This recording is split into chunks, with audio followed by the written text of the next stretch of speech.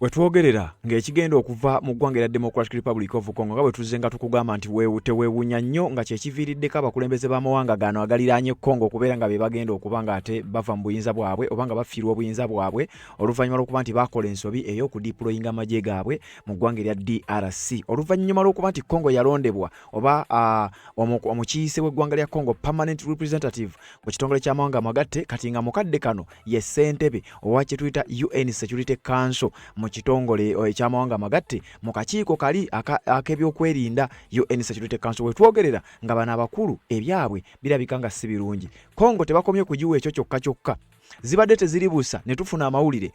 Prime Minister omukyala amanyiddwa nga Judith Suminwa wetwogerera naye bamutaddeko wano era Congo bongedde okuba nga bagiwa ebifo era kigambibwa okuba nti buno bunkenke obuli mu kweyongera eri Paul Kagame Rutagambwa ne General Yoweri Kaguta Museveni n'abamu ku bakulembeze abafuga amawanga agaliraanye Congo. Prime Minister w'eggwanga erya Democratic Republic of Congo agenda ku kyeyalinga kye bayita UN Security Council debate on conflict related sexual violence.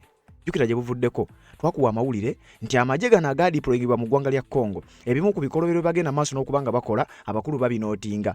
Ripooti eyafulumizibwa aba Amnesty International wamu ne Human Rights Watch baalaga nti amagye amagwira agali mu ggwanga lya DRC naddala ago aga RDF oba Rwanda Defense Forces bagenda maaso n'okukola ebikolobero ku bannansi naddala mu bitundu ebiri controlled by M23 era mu bikolobero ebyo baavumirira nnyo ekyokukola kye bayita sexual harassment, ekyokuwamba kidnaps, bawambanga abaana abato abavubuka ne babatwala ne babakozesa ebikolwa ebyekiyeekera ne bakwatanga abakazi ne babasangawo ne babarepinga ne bakwata n'abamu ku bo ne bagambibwa okuba nti battibwanga n'okuttibwa. Kakati iyo ripooti yafuluma nga kigambibwa nti ebikolobero ebyo byakolebwanga abayeekera ba M23 nga mulimu n'amagye aga Rwanda aga RDF Rwanda Defense Forces. Kakati wetwogerera batadde munnansi w'eggwanga lya Congo nga ye Prime Minister agenda ku kyeyalinga UN Security Council debate nga debate egenda kubeera ku nsonga zino eza sexual violence mu bitundu ebiri conflict related tutegeeza mu Eastern Democratic Republic of Congo ewali South Kivu, North Kivu awo tutera okugattako ne Ituri province ewali amagye ga UPDF. Kati nga kigambibwa nti kano kandiba akatego ke bali mu kusuulamu gano amawanga okulaba nga Congo etandika okuba nga efuna upper hand mu bino ebigenda maaso mu ggwanga eryo ebyokulinnyirira eddembe oba obutawa kitiibwa kye bayita territorial integrity ez'eggwanga erya Democratic Republic of Congo. Tubadde twakakuwa amawulire nti permanent representative yalondebwa okubeera president w'ekitongole kino ba akakiiko kano aka UN Security Council. Kakati ate mu bbanga si ddene nnyo n'atandikirawo okukubiriza olukiiko luno era oluvannyuma lw'okulukubiriza njagala okutegeeza nti baatandikiddewo dda okufeesinga akaseera ak'akazigizigi, baatandikiddewo dda okuwulira akazito akagenda okuva mu bukulembeze bw'eggwanga erya Democratic Republic of Congo mu kifo kino kye baabalonzeemu. Nakugambye bano ababiri era tuzze tukikugamba nti ekinaabajja mu buyinza bwabwe bonna teweewunya nnyo nga kifo butuuse mu ggwanga erya Democratic Republic of Congo. Kati eno message egenda eri eyali abuuza nti ebya Congo bitukwatirako wa abayeekera bali mu ggwanga lya DRC. Reports zibadde zifuluma nga ziraga nti bano ababiri be bagenda maaso n'okuba nga bavujjirira okusinziira ku reports ezizze zifuluma ze tuzze tukuwa. Era kigambibwa nti Congo bino ebimanyi bulungi nnyo newankubadde nga tebajja kujja babikugamba eggwampuliriza wabula bajja kufulumyanga statements ezijja okukulaganga obubonero obulabika obunnyonnyola ebitalabika. Kati abakulu bano kigambibwa okuba nti ebyabwe baamanya dda nti bigenda kukalubamu naddala ku lunaku permanent representative wa Congo bwe yalondebwa n'afuuka ssentebe oba president owa UN Security Council mu mwezi guno ogw'omusanvu. Kyovula bannakugamba nti guno ogw'omusanvu we gunaggweerako byonna byobadde owulira byogerebwako nga byogerebwa mu myezi giri egiyise keekadde okuba nga ekitongole ky'amawanga amagatte kigenda kuliyakitinga kubanga already watchdogs zaabwe zajja dda wano mu ggwanga lya DRC era zibadde zimonitalinga embeera. Amnesty International, Human Rights Watch bonna baavaayo dda ne bawandiika statements ez'enjawulo ne bawandiika reports ez'enjawulo ku ze baakola mu mbeera nga bwegenda maaso n'okuba nga etambula mu ggwanga erya Democratic Republic of Congo ng'ate tukimanyi bulungi nnyo nti UN Security Council ye organi esinga obunene era erindiddwa okuwaayo ekyenkomeredde ku butya ensonga eziri mu ggwanga erya DRC bwe zigenda maaso n'okuba nga zitambuzibwa. Kati zibadde teziribusa. Paul Kagame ye n'afeesinga akaseera ak'akazigizigi era ng'essaawa yonna ekirinza okuba nga kigenda kufubutuka mu mwezi guno ogw'omusanvu kirabika nga tekigenda kuba kirungi. Tebakomye mu kukwata permanent representative yekka ne bamuwa ogufo. Kati ye kyakozeseza chance eno ne balonda Prime Minister ow'eggwanga erya Democratic Republic of Congo kati yagenda okukyeyalinga debate eno.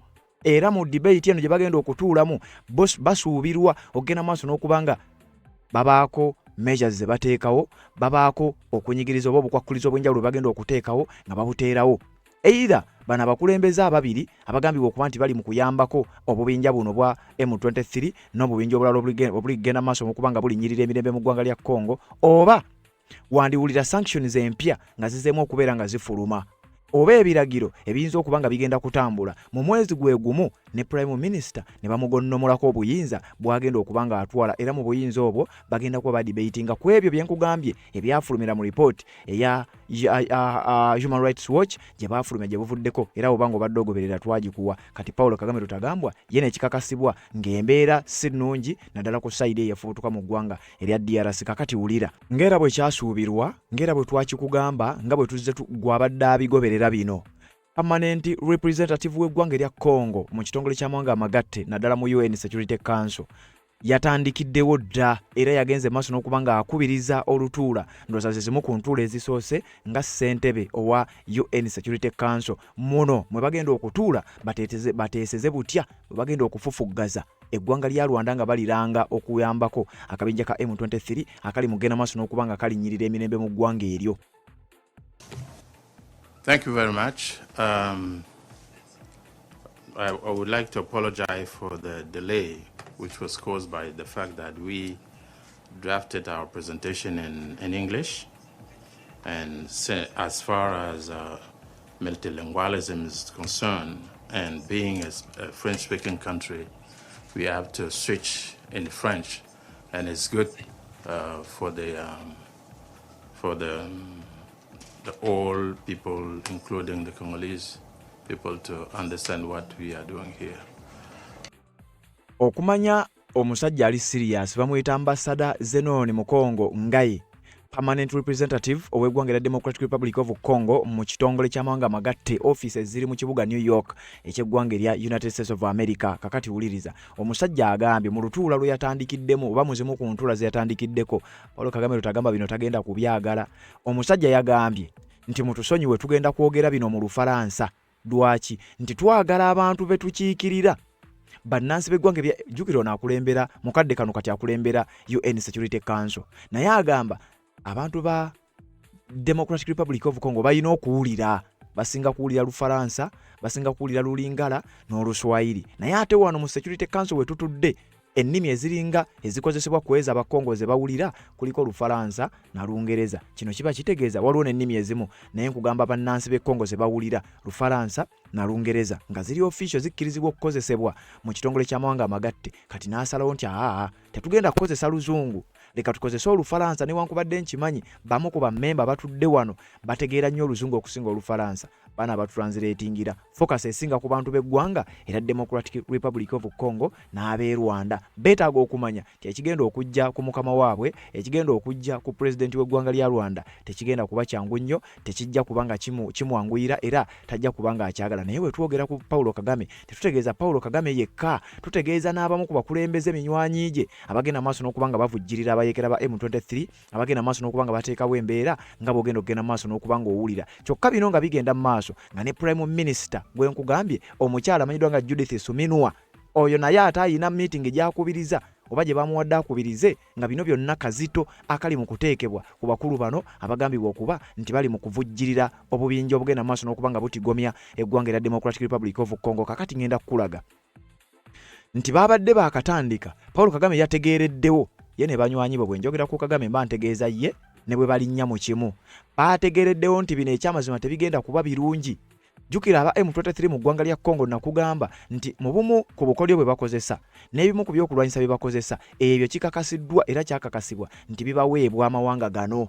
Bano abakulembeze b'amawanga gano abiri be bagenda maaso n'okubavujjirira n'okubayambako kubanga M23 tebalina busobozi obwo. Kati kigambibwa nti baagenze maaso n'okubaako baatandise okukola ebikwekweto n'obulumbaganyi, ekintu ekyewunyisizza ensi. Era amagye g'eggwanga erya Democratic Republic of Congo gaawandiisa ekiwandiiko ekivumirira nti lwaki aba M23 bano nga tebafudde na ku ndagaano eyasayiningibwa Washington Peace Accords n'endagaano endala ezize zisayiningibwa, lwaki bakyagenda maaso n'okubanga bakola obulumbaganyi.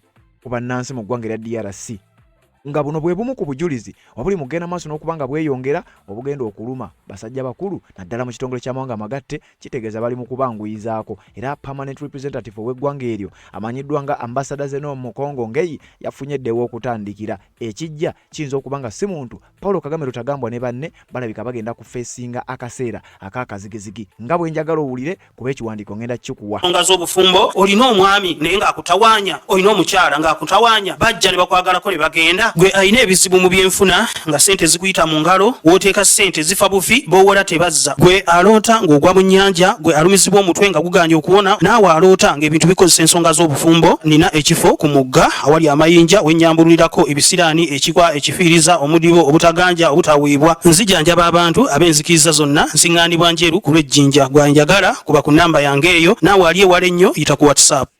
Yes, webale kubanga okyagoberera yonna gy'osinzira okubanga gy'otulabira atanaba kubanga osubscribe nga kikole kirira wansi awo olaba ekigambo subscribe kikwateko pata kade aka notification tubeere nga tutambula ffenna ku nsonga zino ze tukuleetera mu ggwanga erya Democratic Republic of Congo si birungi eri Paul Kagame Rutagambwa eri munywanyi we gwotegedde ebigambo tebitambula nga bwe babibala era njagala okutegeeza nti bano boolaba bejjusa olunaku lwe baatandika okugenda maaso n'okubanga bavujjirira bayambako n'okudeployinga mu ggwanga erya Democratic Republic of Congo kubanga wano batugamba ng'oggyeko Congo okulondebwa obulondebwa mu bifo bino kigiwadde enkizo naye ate ekisinga obukulu nti Congo emanyi okubikozesa amawanga mangi gabadde galondebwa ne bavaawo nga tewaliyo yadde eggwanga lyabwe kyerifunyeemu ne bavaayo nga tewaliwo mbeera yonna eteekeddwawo bano babadde balina ebifo eby'enjawulo ekibadde tekinnaba kubanga kirabikako okkuzaako k'emabega Congo yasooka kulondebwa nga permanent member owa UN Security Council rather yalondebwa nga non-permanent member owa UN Security Council akakiiko ak'ebyokwerinda mu nsonga eza United Nations era amawanga agalondebwa ge gano wammanga jukira nakugamba kana akakiiko kali composed of ba members 15 kubeerako ba 5 permanent members bana babeera ne kye bayita veto powers era bo babeera permanent tebakyusibwa kakati waliwo ba nani permanent bwe buba buyinza bana batano be babeera n'obuyinza obwenkomeredde naye kati ate bana abaddako wano nabo babeerako n'obuyinza obutonotono okukira ku balala kati kitegeeza mu zino ensonga Congo erina enkizo okusinga eggwanga lya Rwanda erina enkizo obuyinza okusinga eggwanga lya Uganda kitegeeza bano kye bali mu kukola eky'okudeployinga y'amagye simanyi ogenda okuvujjirira kabinja ka M23 babanga abali mu kweyiwa amanda mu mbugo ba 5 permanent members kuliko China kuliko Bufaransa kuliko Russia kuliko United Kingdom n'eggwanga lya United States of America aba abataano tebakubwako kalulu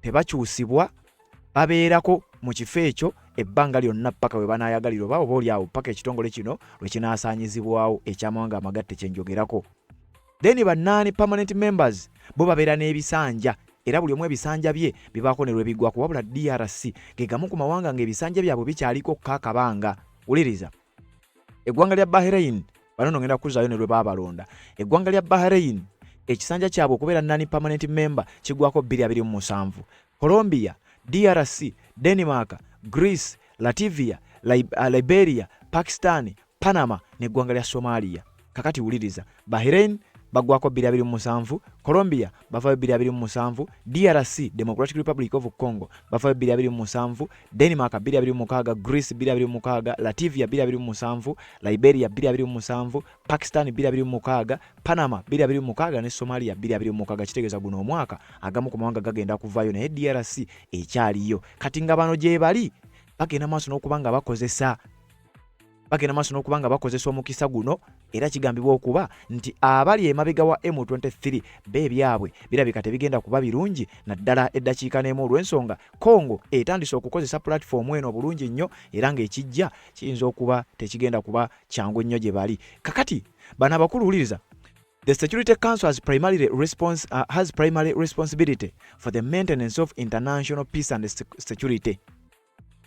Akakiiko kano amawanga amagatte ak'ebyokwerinda UN Security Council naddala mu mwezi guno obumu ku buvunaanyizibwa bwe basookeddeko okumanya Congo bagezi bababbye amagezi kwe kusooka okunoonyereza okudisikasinga n'okutema empenda butya ensonga z'emirembe peace security okubeera nga zikomawo kyokka mu Congo abasajja ba M23 kyo kye bali mugenda maaso n'okulwanyisa kati ate abasajja aba M23 balina ababavujjirira kati ababavujjirira bali discussed oba bali under discussion bali mu kuba discussingako bagenda kubakolera ki waliwo be bagenda okukuba direct sanctions waliwo ne babajja okukuba indirect kakati ekinafubutuka eyo onaawulira bano mu kubalonda basooka kubalonda era akatambi ako nakakuwa obanga obadde ogoberera Congo ng'erondebwa nga non-permanent member bamwongera olwo obuyinza bamuwanika okwawukanako ku mawanga amalala.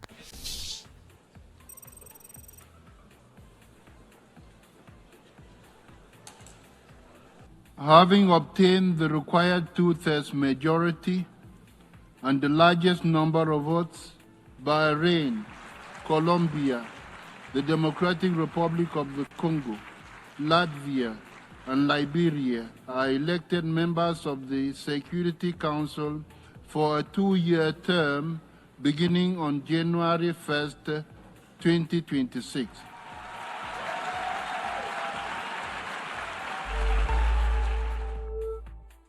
Kati Congo awo yali erondeddwa nga non-permanent member era abasinga obungi tebasooka kukitegeera nti kino Congo kye bagikoledde kitegeeza ki era omu ku bannamawulire oba omu ku bakiikirira eggwanga lya DRC mu kitongole ky'amawanga amagatte bwe yavaayo n'ajja n'agenda maaso n'okuba nga annyonnyola ensi maanyi ki mikisa ki platform yenkana ki Congo gyegenze maaso n'okuba nga efuna gana amawulire tegaawoomera bakulembeze b'amawanga genkugambye abagambye okuba nti be bali emabega w'akabinja ka M23 nzize nga nkugambye era nkyakikkaatiriza kyekigenda okukyusa oba ekigenda ekimu ku nsonga ezinaavaako okukyusa obuyinza mu mawanga gano ebimu biyinza okufubutuka mu ggwanga erya DRC.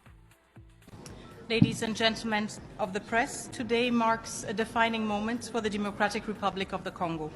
With humility and determination, we welcome the decision of the United Nations General Assembly to elect our country to serve as non-permanent member of the Security Council for the 2026-2027 term.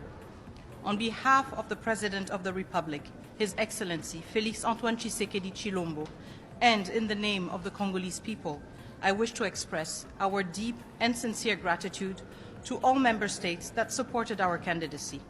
We also wish to pay tribute to the African Union, the unwavering support of our continental organization, and the solidarity of all its member states have been instrumental. This election is not only a mark of confidence in the DRC, it is also a reflection of Africa's unity and its rightful place in shaping the global peace and security agenda. The mandate that begins in January 2026 is one we embrace fully. We are conscious of its weight, but also of its significance. The DRC brings to the Council not only its national experience, but also the voice of a continent that continues to bear the cost of conflicts it did not cause, and whose contributions to peace are too often overlooked. We will serve with dignity, independence of judgment, and loyalty to the principles of the Charter. We will work with all members of the Council to advance peace, uphold international law, and promote the legitimate aspirations of people around the world. To all those who have placed their trust in us, we will honor it. The DRC is ready to serve with clarity of purpose, fidelity to principle, and a commitment to shared solutions. Thank you. Will DRC put more focus on the issue in the eastern border of DRC in the Security Council agenda while you're the member of the Security Council? Of course, the situation in eastern DRC is front and center for the Congolese government because it is our people who are being victimized. But at the same time, we need to acknowledge the fact that we are here as a country that has received the vote of confidence of the African Union.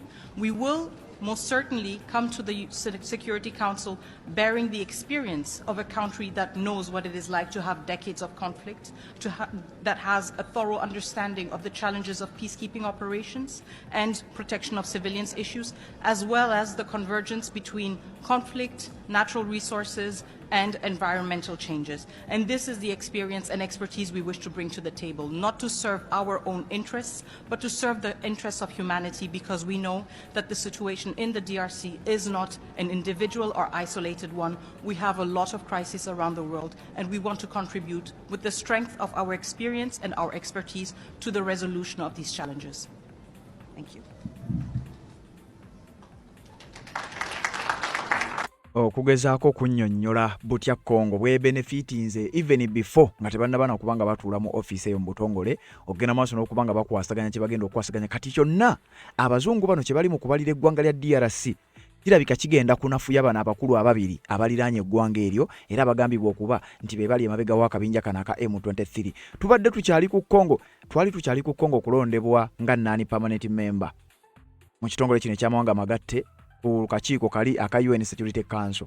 Ziba teziri busa ne balonda oba omukisa ne gujja ogwa Congo okufuuka president oba okufuna obwa president obw'omwezi ogumu era mu kakiiko kano aka UN Security Council. Kyokka era ebyo biba tebinnaba kubanga bigenda wala omukulu yakatandika ogenda maaso n'okubanga atuuza obanga akyeyalinga entuula zino nga chairperson obanga president owa UN Security Council omwezi guno ogw'omusanvu. Kati Prime Minister oyo gwolaba gwe bayita Judith Suminwa kigambibwa era amawulire gafulumye gye buvuddeko nga kikakasiddwa nti agenda kubaako naye byakyeyalinga mu kakiiko aka UN Security Council nga byonna bigenda kufevalinga ggwanga era Democratic Republic of Congo nga bwe ngenda okugenda maaso n'okubanga nkusomera mu kiwandiiko wano Congo bali mu kugenda maaso na kugiwanika. Jukira nzize nga nkugamba Congo already bwe twogerera ng'oggyeko ebyoga nti M23 gye bali olutalo bikoze bitya ye super power wa Great Lakes region region omuli Uganda, Rwanda, Kenya, Tanzania, mawanga ki. Congo ye super power okusinzira ku mukuto gwa global fire power n'emikutu emirala nga bwe tuzenga tukugamba. Kakati nga sinagenda wala kankuwa ekiwandiiko nti Prime Minister omukyalo oyo gwolaba agenda maaso n'okubanga alina byagenda okukyeyalinga ebigambibwa okuba nti bigenda kwongera okukalubyamukko mu nsonga z'abakulu bano abali mu kugenda maaso n'okubanga bavujjirira obubinja obugenda okubanga ate obugendereddwamu okubanga busaanyaawo emirembe mu ggwanga era Democratic Republic of Congo. Kakati Prime Minister ng'agenda kubanga akyeyalinga entuula ezo ezimu ezigenda okuvumirira oba okunoonya solution ku bikolobera ba M23 bye baakola. Kati ate mukadde ke kamu nga permanent representative ate naye yatandise dda omulimu gwe nga president wa UN Security Council. Olowooza kiki ekiba kigambibwa okuba nti kyekiddako mu bigambo eri abasajja bano abagambibwa okuba nti bali mabega w'akabinja ka M23 gwe abadde agoberera emboozi zino era ng'otegeera bulungi nnyo bino gye binaggwera. Njagala okkirire wansi awo olaba ekigambo subscribe kikwateko kwata kade ka notification kakuyamba okubeera omuko kwabo basooka okumanya buli tuba tutaddeyo ate tubeere nga tutambula ffenna mpola mpola. Kakati njagala tuyiteyitekokko mu kiwandiiko kino engeri gye kitunnyonnyolamu Congo bali mu kugenda maaso n'okubanga bagisoosowaza. Congo bali mu kugisembeza, bali mu kugigabanyizaako ku buyinza. Ekinaddiririra ekinafuutuka eyo kiyinza okubanga tekijja kuba kirungi, tekijja kuwoomera matu ag'abasajja bano okuli Paulo Kagame Rutagambwa ne munne. Wuliriza, batugamba nti the Democratic Republic of Congo Prime Minister Judith Suminwa to chair UN Security Council debate on conflict-related sexual violence nga wakayite ebbanga ttono. Human Rights Watch nga bafulumizza report nti mu ggwanga eryo ya Democratic Republic of Congo ekyamazima wabaddeyo ebikolobero ebikoleddwa ku bannansi era nga ababikoze si balala be ba M23 bayambibwako si balala nga ye Paulo Kagame Rutagambwa n'amagye ge mu kifo ky'okuba nga bakuuma emirembe mu mawanga gaabo ba mawanga amalala.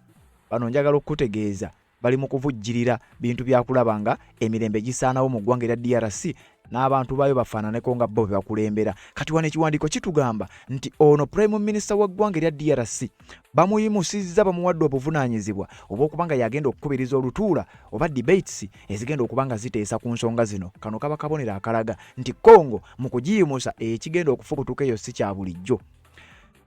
The Democratic Republic of Congo has announced that Prime Minister Judith Suminwa Turuka will chair a high-level public debate at the UN Security Council on July 8th, lunaku olwaleero, under the theme Women, Peace and Security, honoring the promise of international law to survivors of conflict-related sexual violence. Wano olutuula luno lutuula lwa leero wenkoledde akatambi kano sinakindi okubanga lwatudde dda.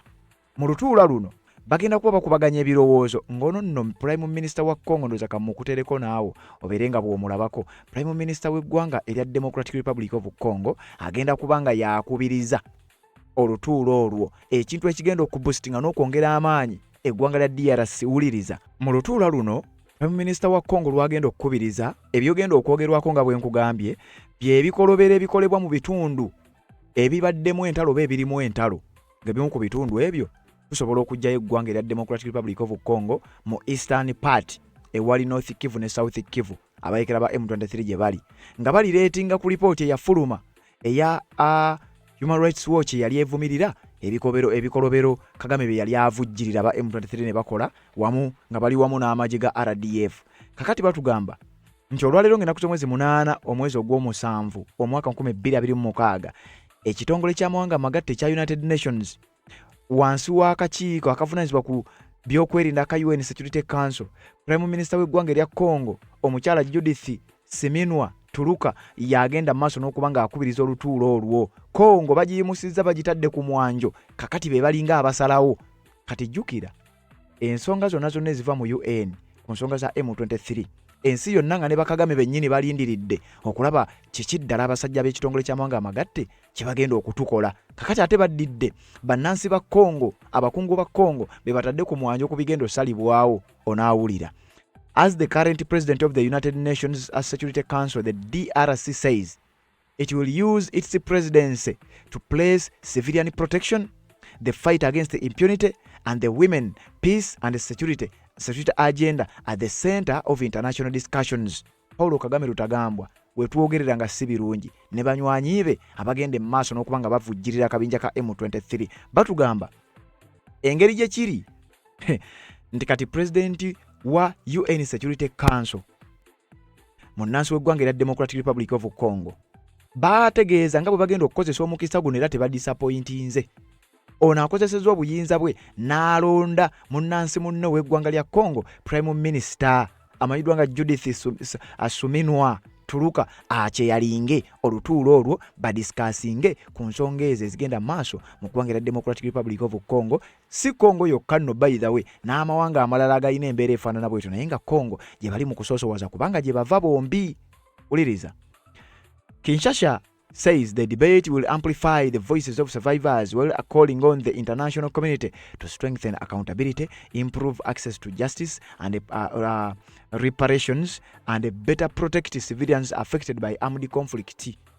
Olutuula luno lugenda kudiscussinga nnyo ku ebyo, lugenda ku making sure nga balaba butya bwe bagenda okuforcinga international community omuli ne United Nations ekitongole ky'amawanga amagatte mwe batudde kye bali mu kukyeyalinga mu kadde kano kye bali mu kusalawo ne minutes na buli kimu biki byagenda okunootinga ebinaagenda mu bakulu nti bino bye byetaaga okukolebwako. Bali banaani bali ba permanent members nabo bajje bakoonemu sitampu.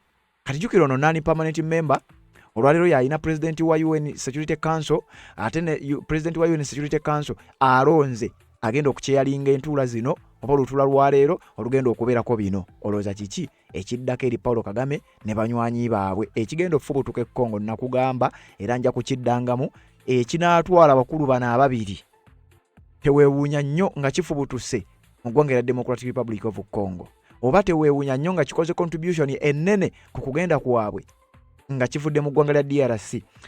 The discussion will also examine the links between sexual violence, war economies, and the illegal exploitation of natural resources, particularly in the Eastern Democratic Republic of Congo. Kano kakwate nnyo. Kati wano nga womanyi okweyagaliza kulabika kuli nakyo. Era nawe ne woobeera ggwe nga bakutadde okubiriza ekitongole ky'amawanga amagatte gwampuliriza ne bukya ku makya ne bakulonda nga yeggwe president wa UN Security Council waliwo byotasobola kulekayo. Kati n'owa Congo jjukira wano baba bali presenting era balina okuteeseza amawanga gonna mu nsi yonna naye basoosowaze eggwanga lyabwe lwa nsonga ebbe ebyabwe biri agenti ate gye bava nti discussion eno bagenda kwekizamininga enkwatagana oba engeri sexual violence oba ebikolobero ebyokurepinga abakazi mu bitundu bino ebya Eastern Democratic Republic of Congo byatandika ddi bikoleddwa baani naye nga teweerabira. Watchdog ya UN emu ku zo emanyiddwa nga Human Rights Watch baafulumya da report kano kaba kabonera akalaga nti ku report eyo ku bagenda ozimbira ku bagenda osinziira bafulumye ekiwandiiko ekinaavaamu ebibala ery'eggwanga erya DRC. Batugambye bagenda kutunuulira ekikwata abakazi ekyakolebwanga mu bitundu bya Eastern Congo. Batunuulire engeri Eastern Democratic Republic of Congo olutalo lwe lukosezaamu ebitundu ebyo. Bamale batunuulire engeri y'okubba n'okukozesa obi n'okukumpanya ebyobugagga eby'omu ttaka natural resources.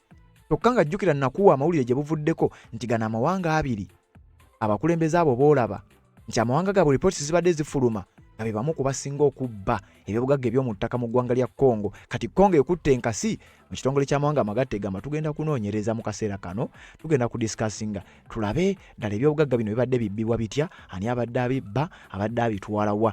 The event is part of the Democratic Republic of Congo's broader July presidency program, which also includes uliriza Congo okuva lwe baaba obwa president mu UN Security Council balayira nti tugenda kukozesa omwezi guno okunyigiriza abatunyigiriza, okuteeka akazito kwabo abatunyigiriza. Twagala tugenda okuva mu mwezi guno nakugamba guno mwezi gwe gunaggweerako.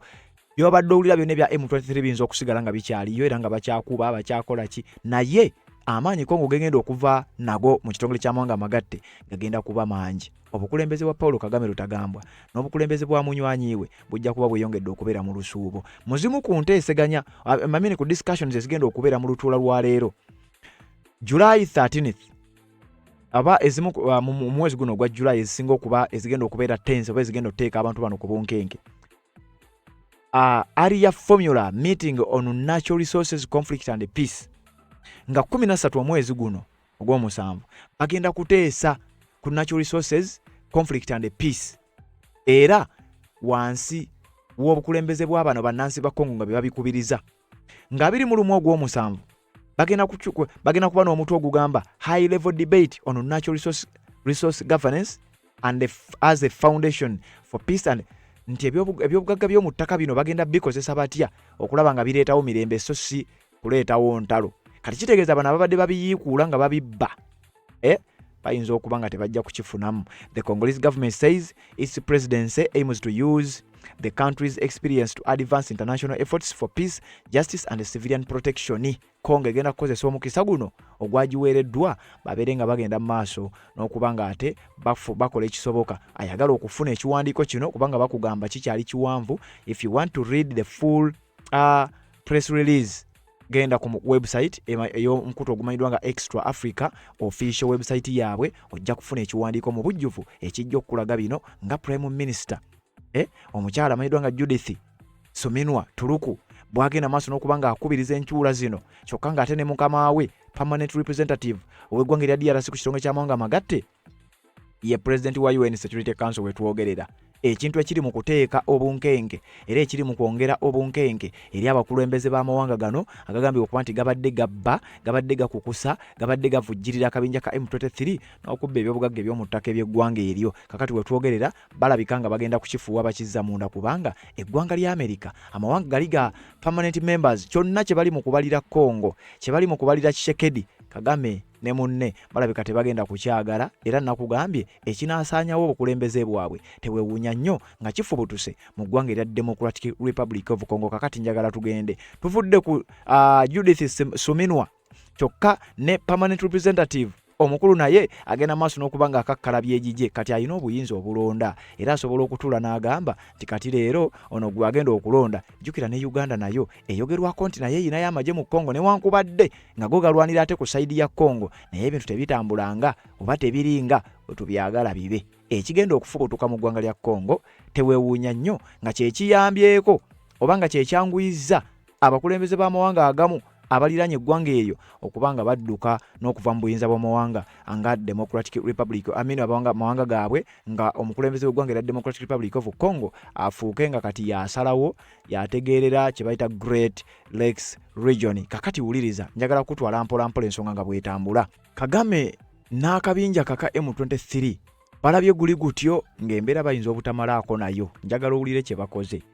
Jjukira bye bali mu kubalanga kwe kugenda nga bakuba n'okulumba eggwanga erya DRC mu bumenyi bw'amateeka. Kakati abakulu kye bakoze bagambye nti kakati tetukimanyi, tetukyabawangudde, tetugenda kuwangula Congo, tetugenda kuwangula lutalo luno ne lwe tunaba twagala. Congo egenda kusigala Congo, obukulembeze bwabwe bugenda kusigala bwabwe. Kitegeeza ffe tuli mu kumala budde. Kakati wuliriza, abayekera ba M23 nakugamba tebalina busobozi bwa affordinga drones, tebalina busobozi bufuna byakulwanyisa bya mutawaana, wabula mu nnaku nga ziizo eziyise ssaawa ndowooza nga 48 emabega abayekera ba M23 bano bagambibwa okuba nti baakubye era mu kukuba oba obulumbaganyo obwakoleddwa bakozeseza drones.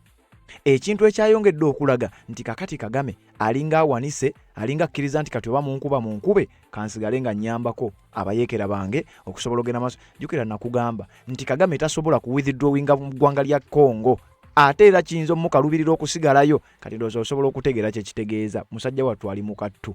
Obukulembeze abwagala mu ggwanga lya Congo bamukakaaveeyo yagezaako okupalapalanya mbu defensive measures ze baagala withdrawing n'ebirala ebifaanana bwe bityo. Wabula njagala okutegeeza nti okumanya omusajja ono ali kazito singa withdrawing amajege mu ggwanga lya DRC tukimanyi bulungi era nga bwe tuzenga tukugamba nti ekonome y'eggwanga erya Rwanda ebimu ku bigiyimirizzaawo by'ebyobugagga by'omu ttaka eby'eggwanga erya DRC, nti singa Kagame akola ensobi n'awithdrawing amajege okuva mu ggwanga lya Congo, ekyamazima ekonome ya Kagame egenda kusereba. Ebyobugagga by'omu ttaka ebisimibwa mu ggwanga lya Congo bikola kinene nnyo ku ekonome ya Rwanda. Kyokka ate era singa asigalayo mu ggwanga lya Congo ate nako kaseera ka kazigizigi. Kati musajja wattu osobola okumusaasirako awo era genda mu comment section osaasire ku Paulo Kagame. Endagaano gye baasayininga mu ggwanga erya America, Washington Peace Accords, yali emulagira Paulo Kagame abeere nga afuluma eggwanga lya Democratic Republic of Congo alekere naawo okuvujjirira akabinja kano aka M23. Ebyo byombi byongera okunafuya obukulembeze bwe kubanga kati abadde afuga bannansi nga bafuga mu mbeera ya kivandulo nga kizibu nnyo ogenda maaso n'okubanga amala gakola decisioning ezo. Singa alemera mu ggwanga lya Congo abasajja bayinza okwempawalinga Congo ne bamukuba kubanga aba amaze okulaga obwa kiwagi, amaze okubalaga nti temulina kye muŋŋamba. Kyokka ate singa alemerayo singa avaayo n'ajjayo amajege, ekisooka Congo egenda kusembeza amagye newankubadde olwedde wegali naye tegannaba mangi lwa nsonga wakyaliwo okulwanagana. Congo mu kwagala okwezza fule ebitundu bino ebya Eastern Democratic Republic of Congo waliwo possibility y'okusembeza amagye aga Democratic Republic of Congo ne gatuula okumpi n'ensalosalo z'eggwanga lya Rwanda. Ekyo ekintu oba ng'obadde ogoberera bino omanyi kiki kye kitegeeza eggwanga erimu okuteeka amagye okumpi n'ensalosalo. Bino bye biri mu kulwanyisa eggwanga lya Russia n'eggwanga lya Ukraine, nti Abamerika tetwagala basembeze byakulwanyisa byabwe ba base, tisinga bateeka military base mu ggwanga lya Ukraine babanga abasemberedde mu Russia. Kati omu Russia agamba bannange ebirala byonna mubikole naye temutusembereza military base y'abasajja. Kati Paulo Kagame singa ajja amajege mu ggwanga lya DRC kigenda kuwa Congo enkizo okusinziira ku information gye tufuna. Congo esembeze amagye gaayo ku nsalosalo wakati w'eggwanga lyayo erya Congo wamu n'eggwanga lya Rwanda. Ekyo bwe kinaaba bwe kityo kiba kitegeeza nti Paulo Kagame obukulembeze bwe bweyongera okubeera mu matigga. Congo ne Felix Tshisekedi baategeeza ddanga bwe baagala okukozinga kye bayita regime change nti abayekera ba M23 batutulugunya naye bano ababavujjirira tuyina obusobozi obubakuba ne tubagoberera paka mu nsi gye banaaba baddukidde, nga buli omu akimanyi bulungi nnyo nti of course bayinza okuddukira either e Uganda oba bayinza okuddukira e Rwanda. Kakati nga president wa Congo ategeeza singa baddukira e Rwanda tujja kukuba abayekera bano gye banaddukira n'omukulembeze tujja kumusuula tukozinga regime change. Singa baddukira e Uganda era bwe kityo bwe kijja okuba. Kyokka nga n'akabinja kali aka FDLR newankubadde nga Kagame oyinza okuba tokkiriziganya naye ate akabinja ako gye kali okusinziira ku information gye tuyina era bye byali mu ndagaano Washington Peace Accords nti mwenna muteeke omukono ku ndagaano, toddamu kuvujjirira bayeekera bali aba M23 abali mu kutulugunya ggwanga lya Congo, toddamu kuvujjirira bayeekera bano nakuba facilitating nakuba budamya abaagala okusuula obukulembeze bwa Kagame. Naye ate ng'olaba obunkenke n'akazito ke bateeka ku Paulo Kagame kanene mukko era obuzito kazito mukko okusinga ke bateeka ku Felix Tshisekedi, ng'akabonero akakulaga nti Felix Tshisekedi mukadde kano ye musuutwa, Paulo Kagame ateekwa okuba nga bamwagala ku ttaka, bamwagala kubeera nga obukulembeze bwe tebuliiwo. Kati Kagame olwategedde bino nti Congo bagisuuse bagitadde mu bifo by'amaanyi, bagitadde mu bifo eby'enkizo n'abayeekera baba M23 kiki kye baakoze? Bazzeemu okukola obulumbaganyi naye ng'obulumbaganyi buno bwa drone, ekintu ekikakasibwa nti Kagame era yali emabega waabyo kubanga tuzze tukugamba nti bano abayeekera ba M23 waliwo ebyokulwanyisa ebikozesebwa ng'ekyamazima tebabirina era nga kiba kikakasa bukakasa omukulu ono yabeera ali emabega w'obulumbaganyi obwo obuba bukoleddwa wakati nga president wa UN Security Council w'ogw'omusanvu ye permanent representative w'eggwanga lya DRC. Ekiwandiiko kifuluma kitukakasa bino nti bannange nti eggwanga lya Congo nti lizzemu okubeera nga lirumbibwa abayekera ba M23 naye amagye ga Congo gavumiridde nga statement si zino igambibwa okuba nti zandibanga ziri mu kugatta ku bujulizi obuli mu kugenda ku mmeeza ey'ekitongole ky'amawanga amagatte wano wenkugambira nti bino gye binaggwera suubira okulaba ekigambo kye bayita sanctions eri abakulembeze b'eggwanga erya Rwanda nga Trump we yasuubiza. Ekiwandiiko kyafulumidde ku mukutu gw'amawulire ogumu nga batugamba bwe bati FARDC ba FARDC amagye ga Congo condemns M23 drone strikes as rebels capture 3 more localities in South Kivu. Anji bazze batugamba nti luno olutalo lwetaaga kwegendereza. Ojja kuwulira statement nga zino ogambe Congo bamukubye Kagame awangudde.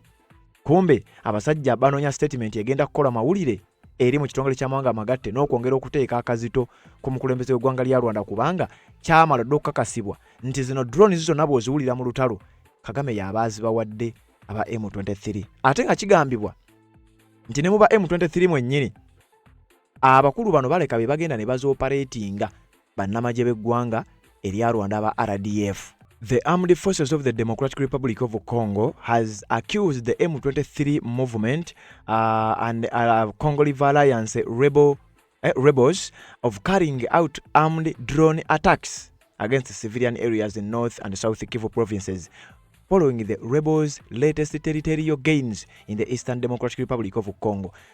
Amagye ga Congo aga Felix Tshisekedi nti ge gavuddeyo ne gavumirira mukadde nga munansi waabwe yakubiriza UN Security Council nga baagala attention eya UN Security Council nga baagala sanctions oba ebiwandiiko ebikakali bibeere nga bivaayo bakulaga nti abayekera ba M23 bazzeemu ne bakuba nga bakozesa drones bakoze obulumbaganyi ku provinces 2 North Kivu ne South Kivu ati wansi nti era baliko ne territories obutono bwe bazzeemu okuwamba.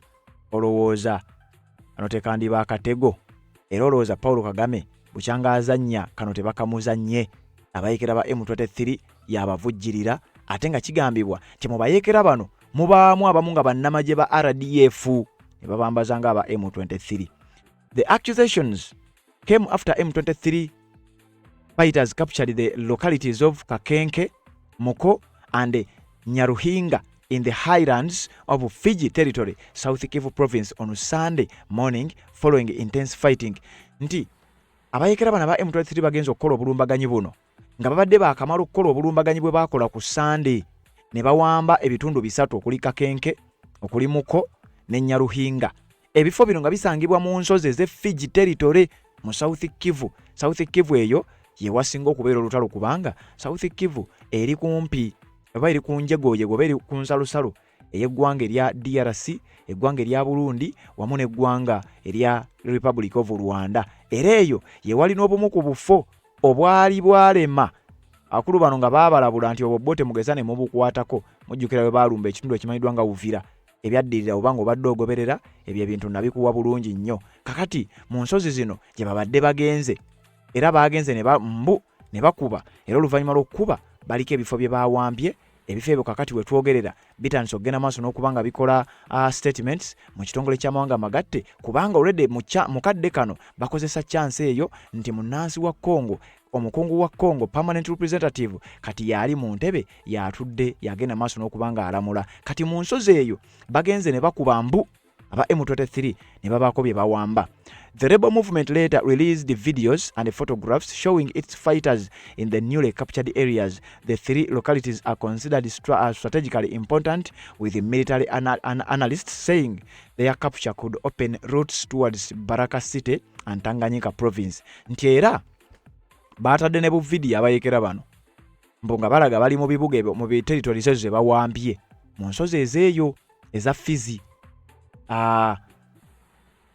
Kati nti era okuwamba ebitundu bino biyinza okuba nga bigenda bayambako okulumba ebitundu ebirala nga Baraka City ne Tanganyika province. Kyokka bino babikola ng'eggwanga lya Congo lyeri kulembedde kye bayita UN Security Council.